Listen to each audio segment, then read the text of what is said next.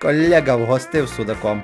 Зробили фаршик, будуть котлетки. Замачав у батон молодці, понакидали тої цибулі, додаємо 4 перці, солимо, жмякаємо батон і додаємо фарш. І знову жмякаємо.